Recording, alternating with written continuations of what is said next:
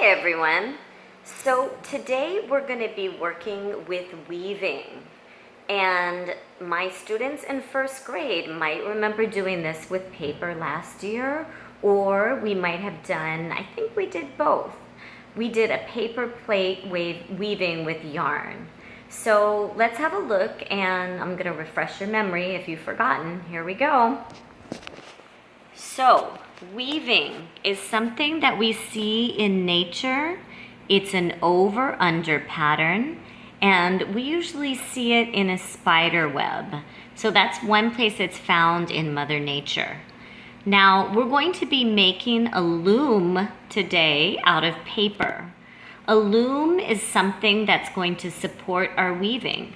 You can use a piece of cardboard. This is called a backstrap loom, and it's made from wood.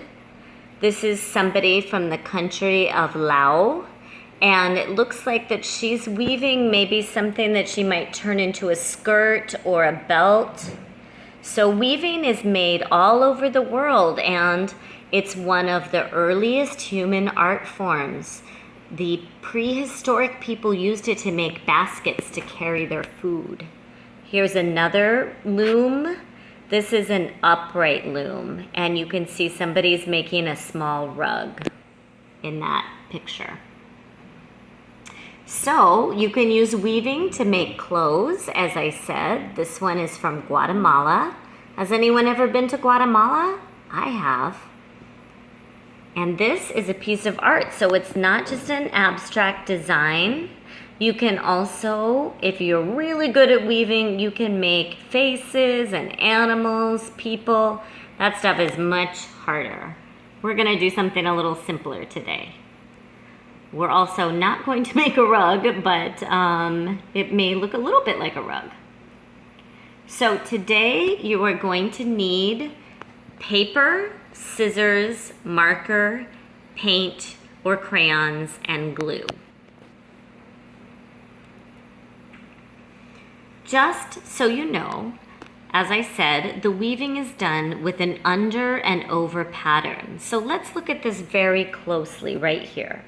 So this is going to be your weaving strip, and it's going to go over one, under, over, under, over, under. It makes a pattern every time. And then when you put the next strip in, it's going to start under, over, the opposite way. So we're going to have some strips that go horizontal, and we're going to have strips that go vertical. So you're going to put the first vertical one over the horizontal, under the next one, over, under. When you go to the second one, you're going to start underneath, and then you're going to go over. So it's the exact opposite. Patterns. Paper plate weavings can be round. It's the same thing, over, under, over, under. It makes a pattern all the way around. So that's what we would have done in kindergarten. We might have also worked on this, which is what you're going to work on today. So there are many different versions that you can do, and I am going to show you a couple of different versions today. One of them is going to be the rainbow weaving like this, but I would like for us to think about the warm and cool colors. And some of you already remember what this is about. The warm colors are our colors that are, I bet you can say it with me, yellow like the sun, which is hot, hot. Orange like a volcano or hot lava, and red like fire. This is a red violet over here. That's the warm color too. It's a mixture of red and purple. So the cool colors are blue like the cool refreshing water, green like a shady jungle tree, and purple like the mountains that we sometimes see far away that kind of look blue or purple. That one's a little bit of a stretch, but anyway. So maybe we're gonna try this fish today. This is for you, your advanced weavers out there. If you've already know how to make a weaving pretty well, then maybe we might work on this fish. So I'm gonna try to make a little sample of that for you. There's a heart, we could try that as well. But most of us are going, oh, there's some other ones, cardboard loom. Most of us are going to be working on making a paper weaving with just the strips. So let's get to it. I'm going to show you the first part. What you're going to need to do to make the warm and cool weaving is I made 2 papers with with the hot colors and 1 paper with the cold colors. Now, I just used markers on this. I didn't have any paints, so I just made different kinds of lines. You can do it any way you want, but let's try to keep 2 papers, the hot colors, and 1 paper, the cool colors. Something fun that you can do with your markers is add water over the top, and they work just like watercolor paints.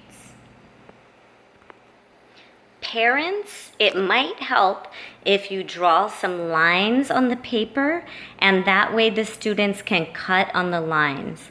I can just cut the paper by myself, so you have to be the judge of what is the easiest way. And I definitely cannot cut and record a video at the same time, so I'll be right back. It's important to know that you have to cut the paper the long way. So it doesn't matter if the strips are exactly the same size. It doesn't matter if they're perfectly straight lines. But you do need to cut the paper the long way. So those are the 2 sheets of paper that I made with the hot colors. Now my second sheet of paper has the cold colors. And I made lines on this one too. Do you have to make lines? No, you could do splatter paint. You could paint it in a pattern of blue, green, and purple, however you want. This one, you're going to fold the short way, and we're going to make 3 cuts. 1 right down the middle, so it looks like a pair of pants. Do you see where I stopped at the top? Sometimes it's helpful to make a line for that. I'm going to show you that right now. I drew a black line here at the top of the paper. So where I'm going to cut is on the fold. I cut right up the middle and I ended at the black line. So it kind of looks like a little pair of pants. Then in the middle of the pair of pants, I made 1 cut on one side and 1 on the other. Now we are just about ready to weave. All right, so I'm getting started. I'm taking my long strips. I laid out the cool colors flat. This one goes over, down through the hole, up and down. Over, under, over, under. The second strip is the opposite. It starts underneath, then it goes over. So it's going to look like a checkerboard. Up, up, and down. I bet you can guess that the next one is going to start underneath. I'm going to fill the whole thing. All right, so I'm finished my weaving. Remember, it's a pattern. Over, under, over, under, over, under.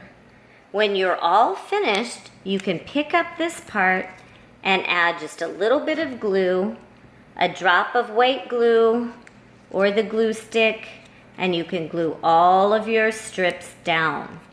All right, shall we try the fish? What I'm gonna do is I'm going to